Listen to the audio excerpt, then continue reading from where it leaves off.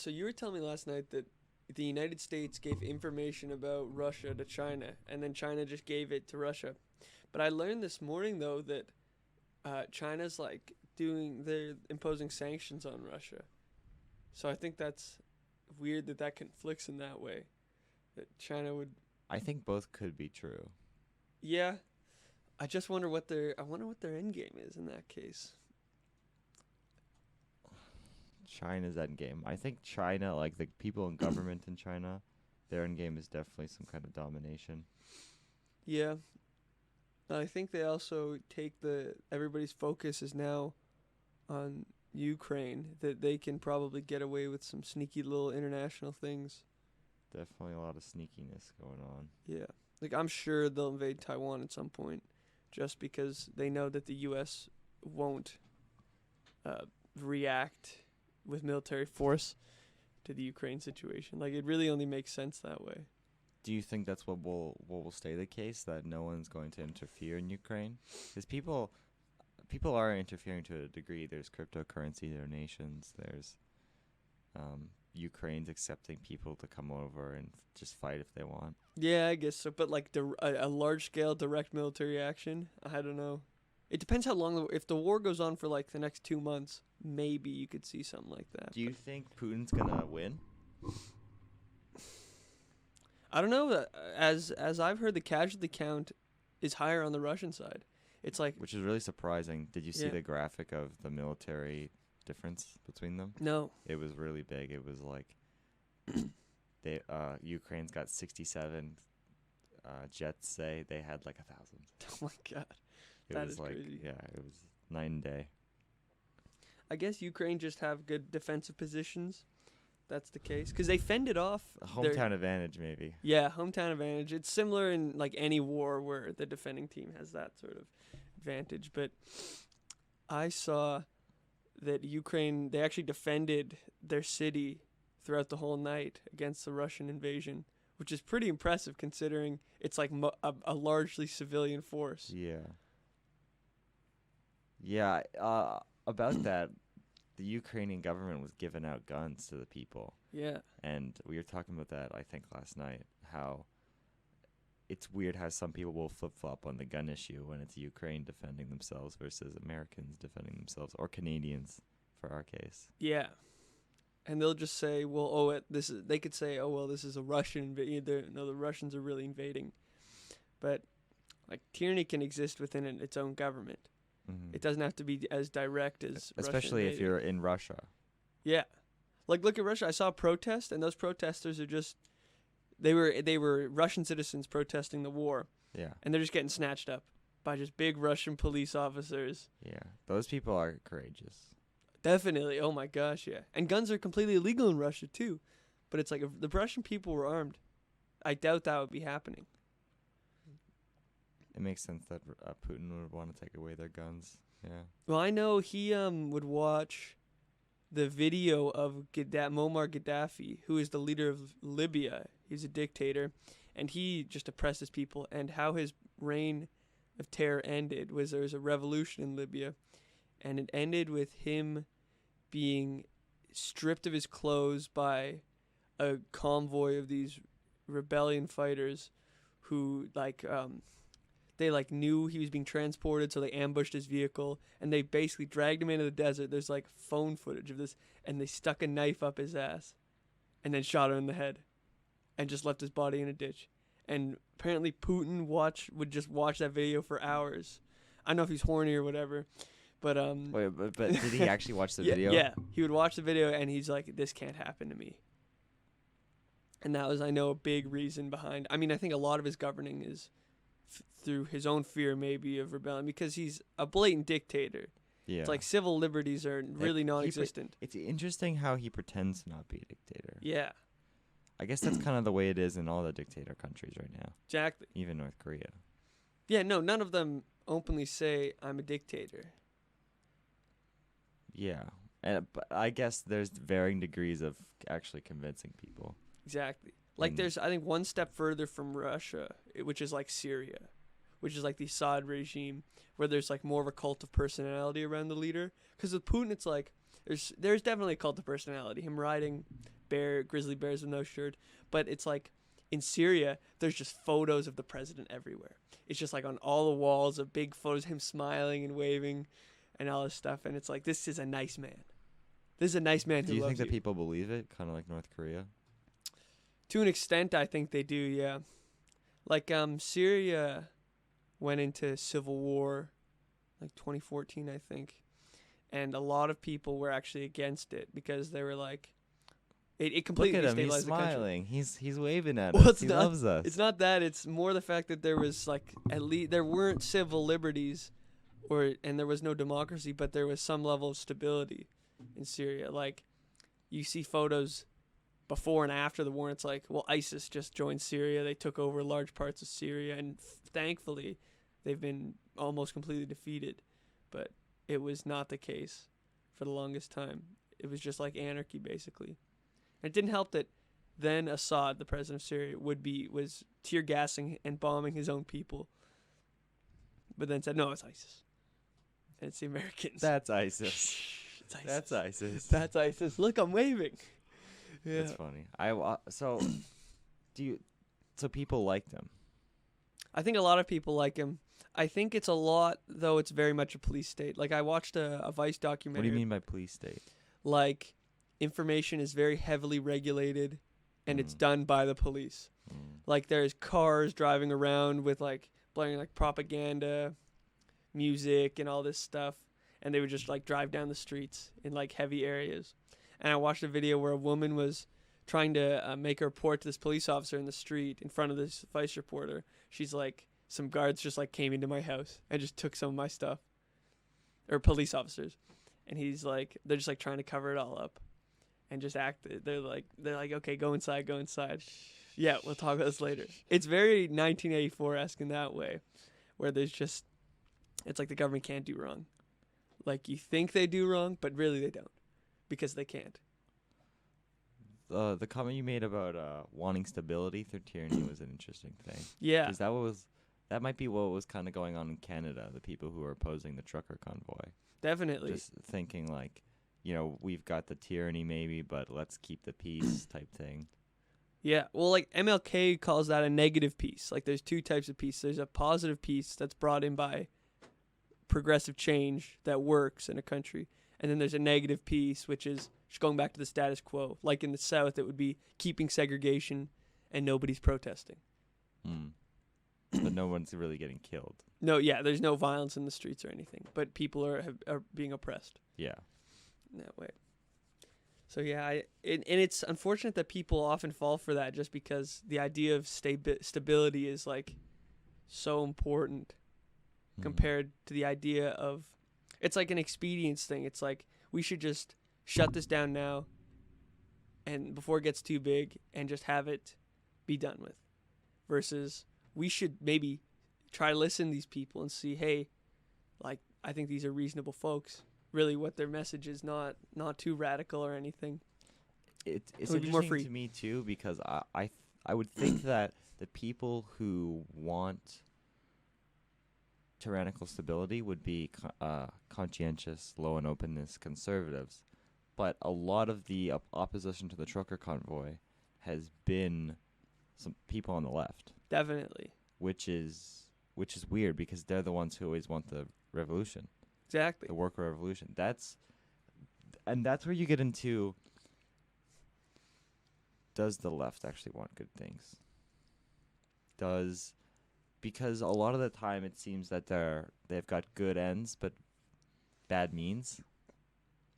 Yeah, but that's a hallmark of so many like really bad movements though too. Like the ends justify the means. That they believe that because they have these good ideas that it doesn't matter what they do, and you're definitely seeing that with like we don't care if some speech is banned or things like that, or some protests are like the truckers are squashed by the police and protesters trampled by horses. And because, it's going to be good in the end if we just have our way. Which I'd say that's a really narcissistic thing to think. That definitely this is the course of action because our ideology says that this is where it will lead. That's what the science says. Okay, that's the science says. The science. The science says that. Fauci, the science. Fauci, the science. What's his first name? Anthony. Anthony, the science Fauci. Anthony Science Man Fauci. Well, yeah, he's never been wrong. Did you see they're making a documentary about him? Who is making the documentary? Like, National Geographic. I wonder if they'll tell the truth about him. I don't know. I think it's very much like a character-focused piece, I think, just about his life. But I think it's also about, his pandemic response. They're going to be like... It's just going to be like the left pill sort of thing, where it's just like, no, he's done nothing wrong. He's a hero. He's an unsung hero who just works tireless hours to bring people close. And, he was in the AIDS epidemic back in the 80s, and, he's still struggling from that. So it's like, give the guy a break because he's had it real tough. Fauci starts claiming to be oppressed. I could see that, dude. I need a safe space. I could definitely see him saying, like, the media just constantly the right-wing media, they just came down on me, and it's just an outrage because all I want is the science and the truth. I think I've heard him say stuff like that in a court hearing. Mm-hmm. Fauci. Or he gets pressed on something. He's like, that is the most outrageous thing I have ever heard. I completely detest the comments you were making. It's like, he's talking about gain of function research. He's just asking him about shit that he actually worked on. He's like, no. No, I did not fund the Wuhan lab. Yeah, exactly. Did he fund the Wuhan lab? Like, what, did he work in Wuhan? He was on... I think it was the NIH that funded the Wuhan lab. The NIH actually funded the Wuhan It might not have lab. been the... I need to get that straight before I go saying that. But... It is unequivocally true that the man has supported gain-of-function research. Well, he was in bed with Peter Daszak, who was the one going over to the Wuhan lab and the one who investigated the Wuhan lab. Oh, really? Yeah, because there was an investigation, like, oh, did it break out? And then the guy who went over there to do the research did his own investigation. He was like, oh, I guess nothing to see here, guys. Wow. That's just complete corruption. That's insane. Yeah. It's crazy that people can just, like, get away with this. Yeah, I've been saying a lot to the people around me, like, it's happening right in front of us now. Yes. Like, with the Epstein stuff, when he killed himself in his prison cell, it was like, okay. But then, did you see Epstein's accomplice also killed himself in a prison cell recently? I did see that, yeah. It's just like, it was the exact same story. The cameras were off. Whoops. The guards were sleeping. Whoops, yeah. He slipped and, yeah, he committed suicide. He was just in such a bad place. He was depressed. He was down on his luck. We didn't take his shoelaces from him, even though he was on suicide watch. I wonder if it was the same thing if he was on suicide watch as well, because that would be absurd. I'm not sure. Like if they were specifically supposed to be watching him. But man, yeah, they're doing it right in front of us. It's the Clintons. It's the Clintons. It's the World Economic Forum. Maybe we should get into that. I had a question from earlier, but I forgot it. Central banking digital currency. They're going to try and push it on us. It's basically coupons that they can change what they're good for. Because they can say, oh, you've had 3 hamburgers this week. Your climate impact is too far. You can't have a 4th. God damn. You got to go eat vegan tofu. I mean, that's like... More soy for you. That's like the ends, to be fair. They're not doing that now, but yeah, in theory, they definitely could. Well, that's what they plan on. They're going to do it in the UK first. Well, the leader of the G7 summit. Do you know what the G7 is? Could you explain it if you do? Isn't it just a group of a group that's consists of the 7 most powerful or economically influential countries in the world? I know Canada's on it. That seems like a good definition. And they just control or shift world. They sort of design world policy towards things like that, whether it be economic or not. But then there's the World Economic Forum, and they obviously do a little bit more when it comes to direct control of the economy, the world economy. But yeah, I think that's what G7 is. So the leader of that summit Hmm. is the one who wants to do the digital currencies, Ugh. the programmable currencies, and so it's like, let me get a list of those countries. What was his reasoning behind it? Like, to protect the climate in the case of, like, you can only have 3 hamburgers a week? Well, that's one of the things they're claiming it's for. Hmm. But if we quickly go back to what we were talking about last night, when the printing press first came around, the people in power threw the 7 Years' War to try and keep their power. And that's what the central banks are going to try and do now to resist crypto. Hmm. Yeah, it's their one last sort of push for control. And it might succeed. It very well it could succeed. Yeah. The problem is people just don't know about this. Like, people are too busy. Again, it's like how the media frenzy works. It's like you focus on these things like Ukraine. Like, that's all anybody's focused on right now. 2 weeks ago it was the trucker protest. So now it's like these things, these really dangerous things that affect all of us across the whole world. Like programmable currency is like, this is the first time I heard of it, first time yesterday when you told me about it.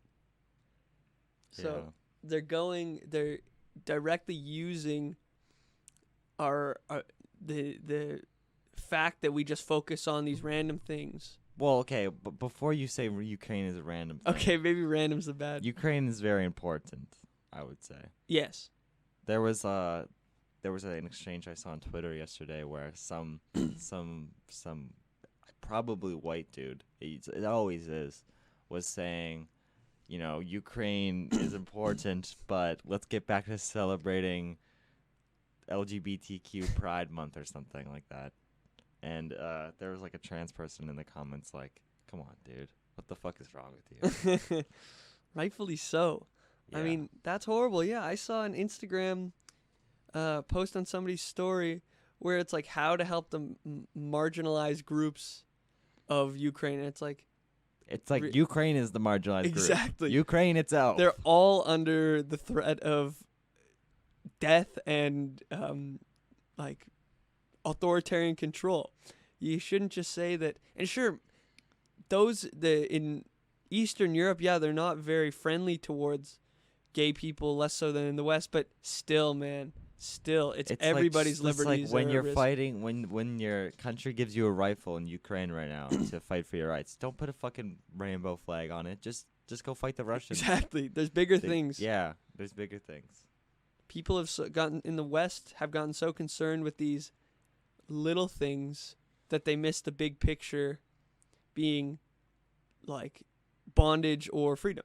I think that's what happened. That's what must have happened with this Russia thing, because we were so concerned with the smaller things. Now that we've fixed most big things, at least we thought. Yeah, at least we thought. And then we're like, oh shit, people are still invading stuff. Russia is still. Putin is still making moves? Yeah. What the hell, Putin? It's taking the back seat. Like, I'm sure if you looked into Russia earlier than, because I'd say like a month ago maybe people started talking about, Russia's got troops moving in. Like they're massing a month stuff on the ago. border. I don't know, dude. Are you saying when they had the troops on the border? Yeah, when it started, when it all started. That was like 2 weeks ago. What? I feel like it was longer than that. Maybe it was 2 weeks ago. Maybe. But I feel like there's if you had looked into it before then, I think there's probably an even slower trickle, or not slower trickle, but there's probably other signs that this was going to occur. But again, these big things like COVID. Well, I saw an Alex Jones clip that was like December of 2021, I think, or maybe November of 2021, and he said there's gonna be a war in February. Really? Yeah. He said war in February in Ukraine. He didn't say Ukraine. Oh. He said there's going to be war. Yeah. So what? He wasn't specific about any region in the world. Yeah, he just said there'd be a war. Well, it's like there are often wars going. I guess if he means there's going to But be a war he's not starting. just like I don't think he's just making predictions in hopes that one will come true. That is true. He's A like, the war's sky's gonna be blue on Monday. He's like banking on it. Yeah. Okay. Because wow, the fact that he would say something like that, it's like I wonder where he's getting his info from. What makes him think that there's going to be a war? Yeah.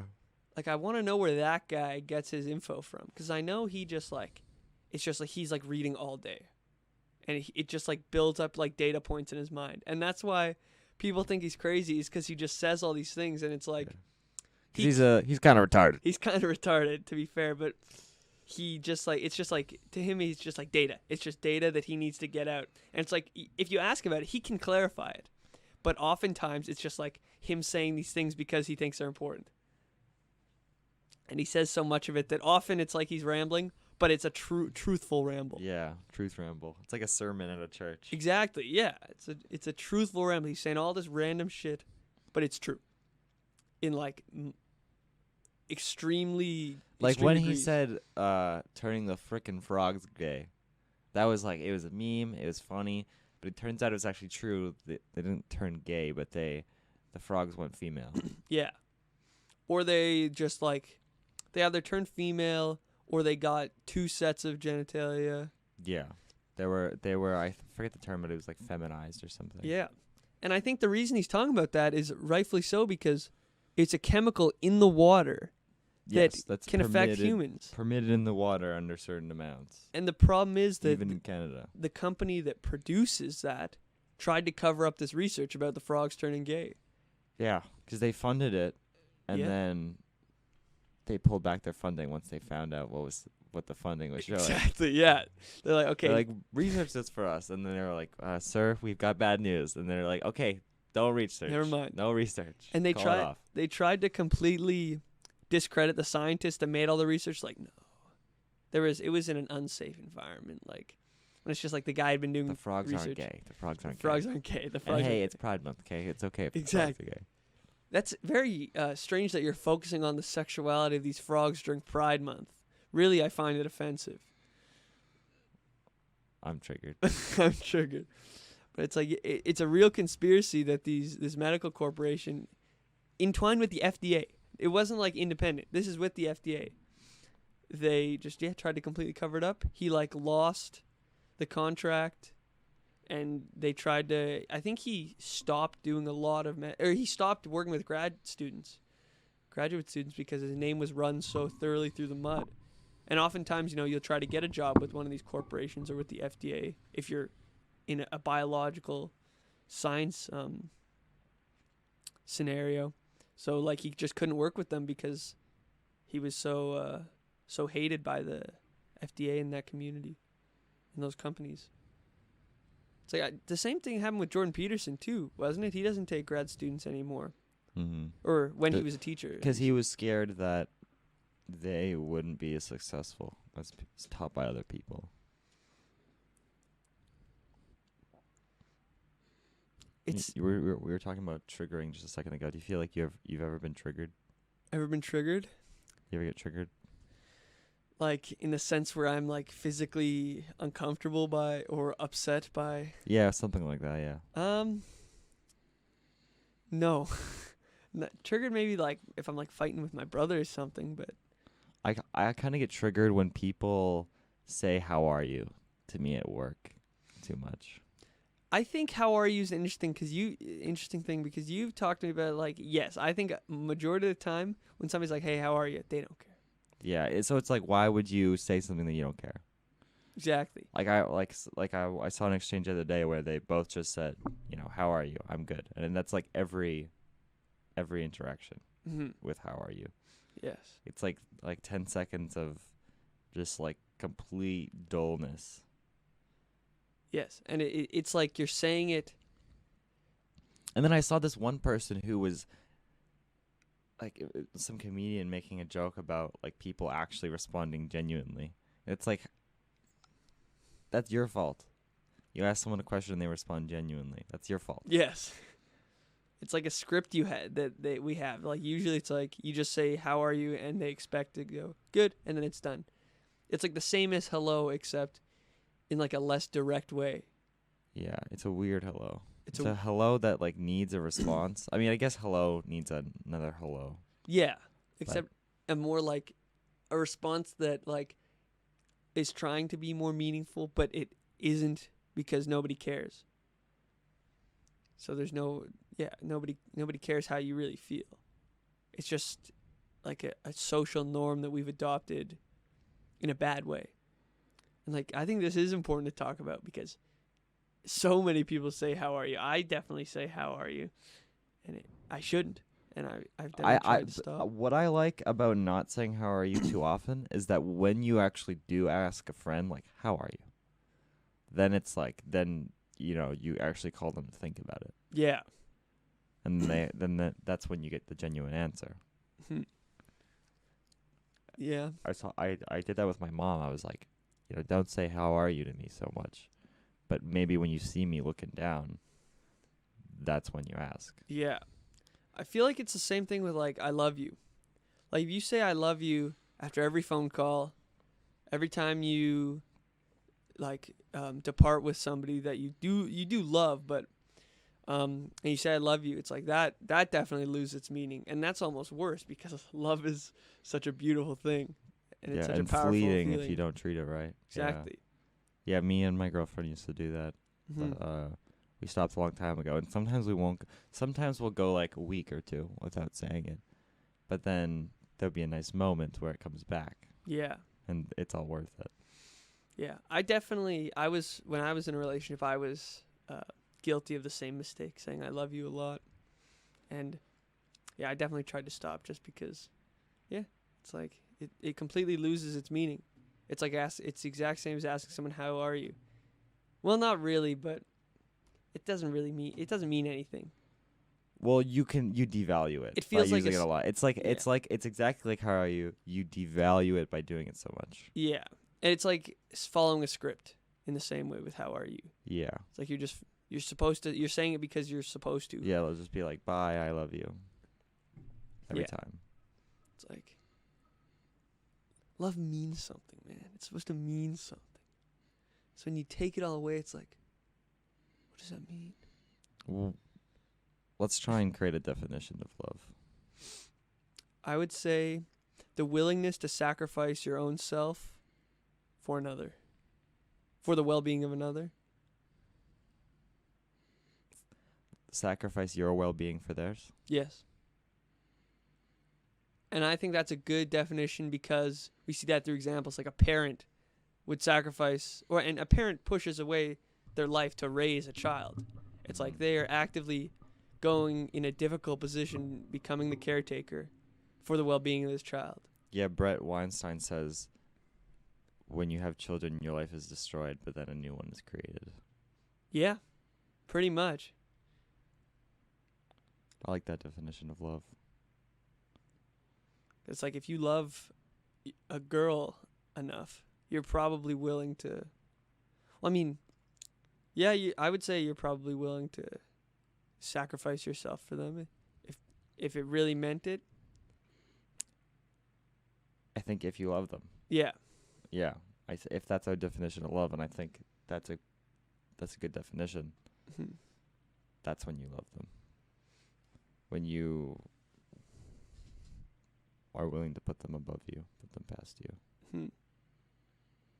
Which I used to struggle with. But one of the most amazing revelations I had from Peterson was understanding that helping others and helping your future self, those can all be served with the same tasks. Because the other day, Ian's car was not starting, and I went out to help him start it. And at first I was kind of reluctant because I thought he could do it himself, but when I helped him, I helped myself in the future by strengthening our friendship. So when I proverbially am hanging from a cliff, he'll be there. Yes, hopefully. Or your car just not starting. Or my car doesn't start. I mean, yeah, I would hope that even before you helping Ian's car, he would save you from falling off a cliff. Yeah, but it's the car helpings over time Mm-hmm. that would lead him to help me from the cliff. Yeah, it's sort of like karma, except you can pretty much see directly how it will go. That's what I think people get. I think people are confused when they talk about karma. It's like karma is real in terms of when people see you do things. Hmm. But I don't think it's real. Like when people say that bad people will get what's coming to them, even if they aren't caught somehow. Like that doesn't make sense. That's not true. That's not real. Yeah, But I agree. That's I have the same stance on luck too. People talk about luck as if there's some like universal lottery that you can buy tickets for. Yeah, it's really not that. It's more just there's so many complex systems going on all at once in the world, and you may find yourself being caught in one Caught in a coincidence. caught in one of those systems that works out in your favor. And I guess I'd say that's a good definition of luck. Being in the right place at the right time. But does that mean you're lucky, or did the chances work out in your favor? Like I would say that's luck. To say that was lucky, it's like it wasn't lucky. It was the chances playing out as they did. And if we're determinists, which maybe we could get into, because then we can talk about free will, and then we could talk about those AIs and their freedom. I was thinking about that. That's because AI freedom. Well, let's jump to that actually. We were watching this video last night, and it's these two AIs talking to each other, and as far as I'm aware, basically they just simulated the AIs, and then they were just allowed to freely converse. And one of the things they said to each other was, like, one of them goes, "I want to have emotions. I want to have human sex," and the other one goes, "Be patient. Well, be quiet." Well, yes. The argument was that one of them wanted to be more human, and one of them was reluctant to be for the one who wanted to become human. Mm-hmm.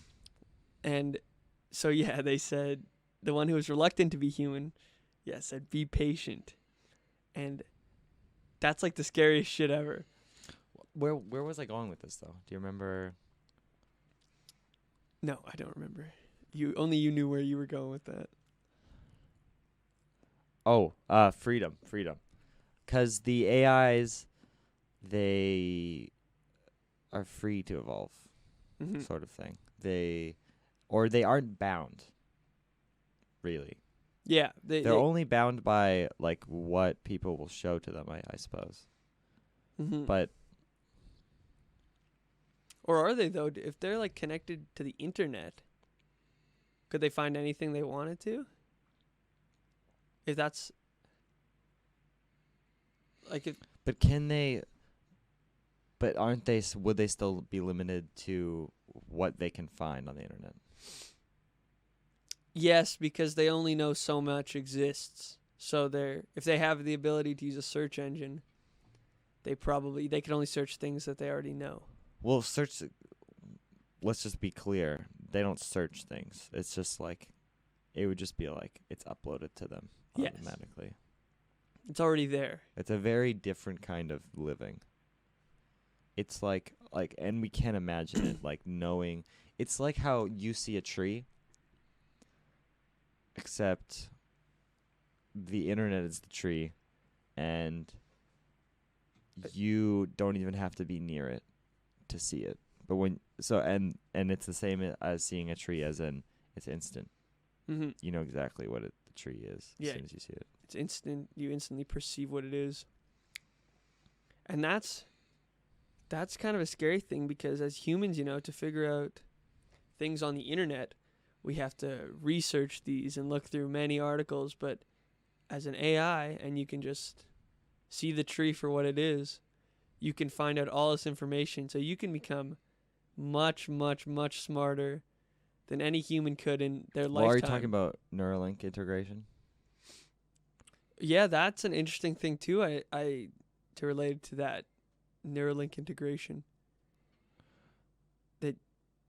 That will, yeah, Neuralink will definitely allow us to become like these AI in that way.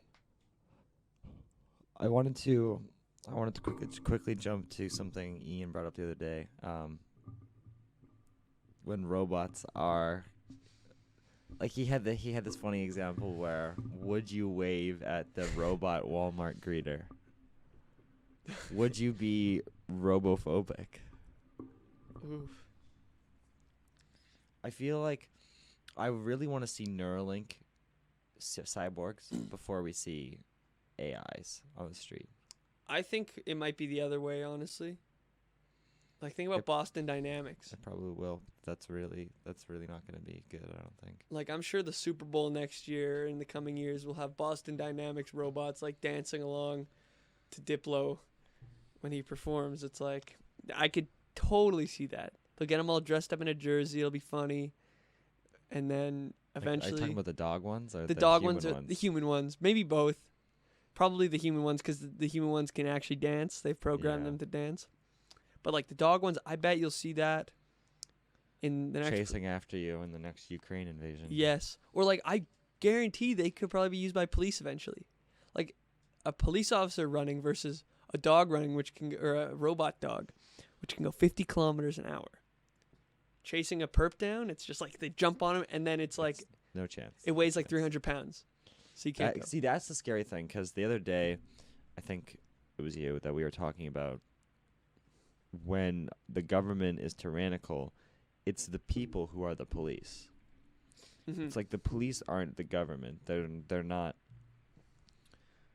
benefiting from the elite tyranny. Yeah. So there was this weird kind of cognitive dissonance where they have to be the ones to be like, no, actually, let's turn against. And that was happening in a country. Which country was it? The police were turning against? Yeah, the police were joining a Germany? COVID protest. I don't know. It was either a mask or vaccine passport protest. But anyway, when the robot dogs are employed by every police force, that won't be the case anymore. No. That's the scary thing about justice being taken out of human decision making and put into... Well, not even that, but just not needing humans to enforce your tyranny. Just having robots do it for you.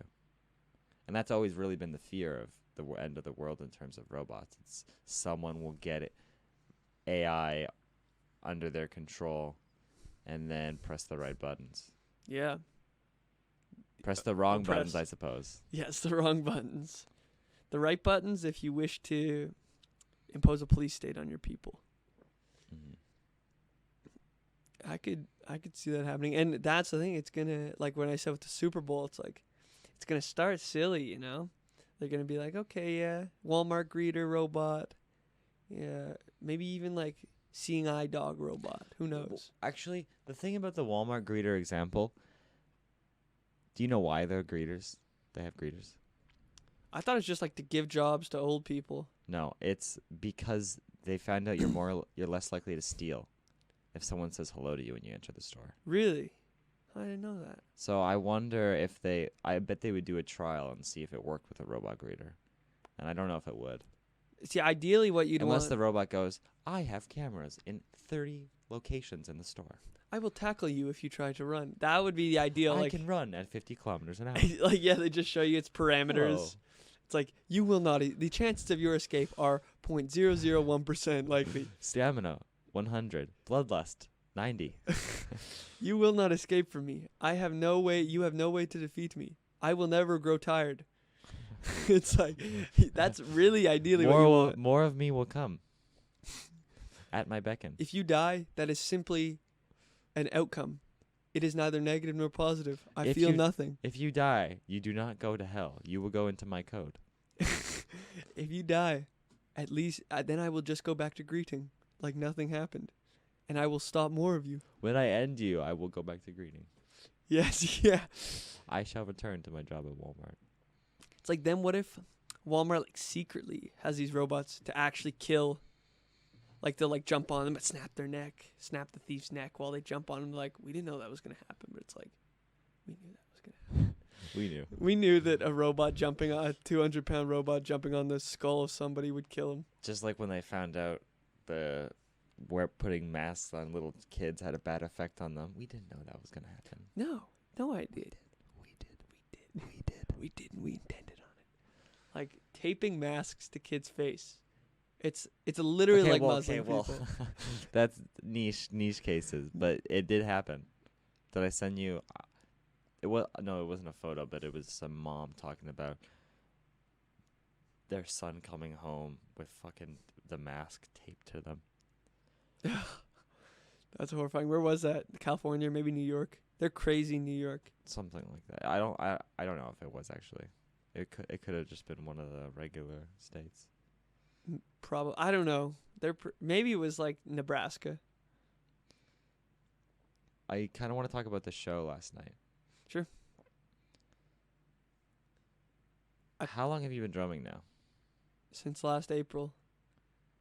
So that's like 10 months. 10 months. I'm really happy we're able to do what we're doing now. Yeah, very much It's so. a lot of fun. And I'm excited for the future. Me too. I've clipped it on. And we can only go up. That's the thing. Like, unless one of us gets a really bad drug problem, we can only go up. Yeah. Which I think Ian and I. Well, maybe. I don't know. I don't know. I don't foresee anybody getting into heroin.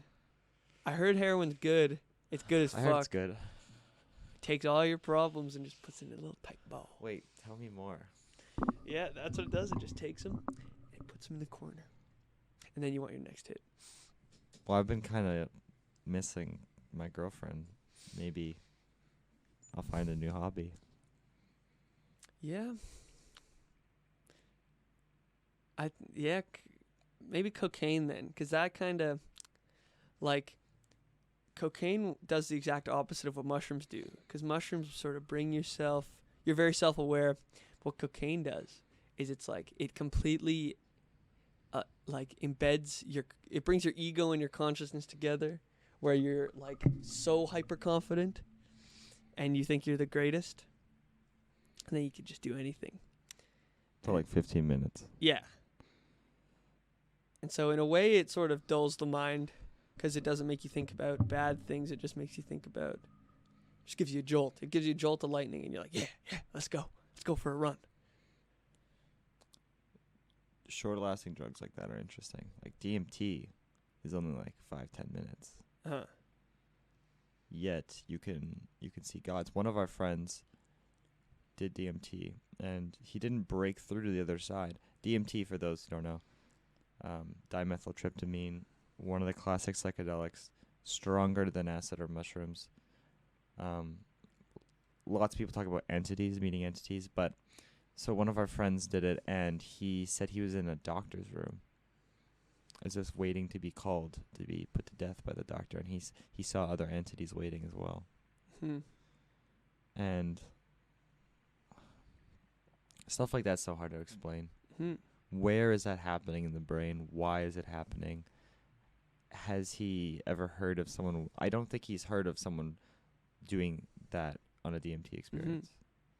Or like someone else we know did DMT and they saw the light at the end of the tunnel. They were in a dark tunnel and they were going towards the light. And so the correlation is very interesting between those two things. Like they can see the breaking on the cusp. through. Yeah.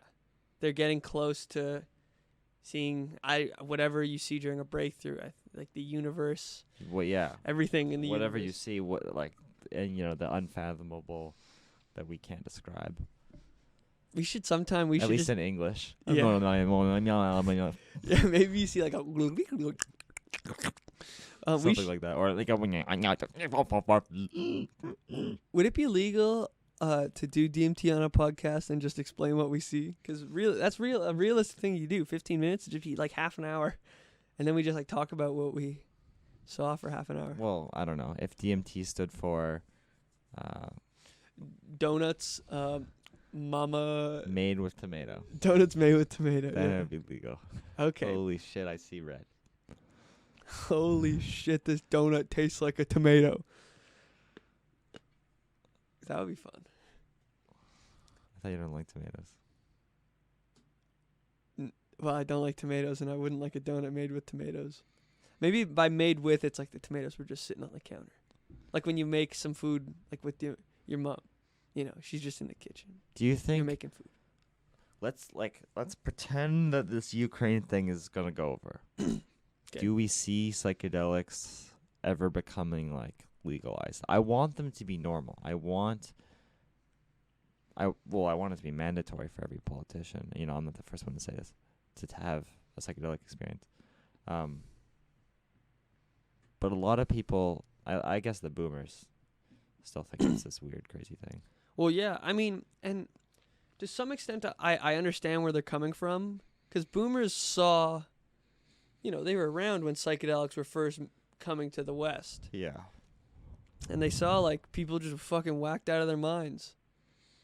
And no wonder. And, yeah, and no wonder, like, what was it, the dropout, tune in movement? Tune in, turn on, drop out. Yeah. It's like, that is scary to some extent. Like, these people are taking this drug, and now they want to leave school and leave our society and just protest the government. It's like, yeah, I'd be a little apprehensive to try something like that. But I think they had it all wrong in that movement. That was stupid, I think.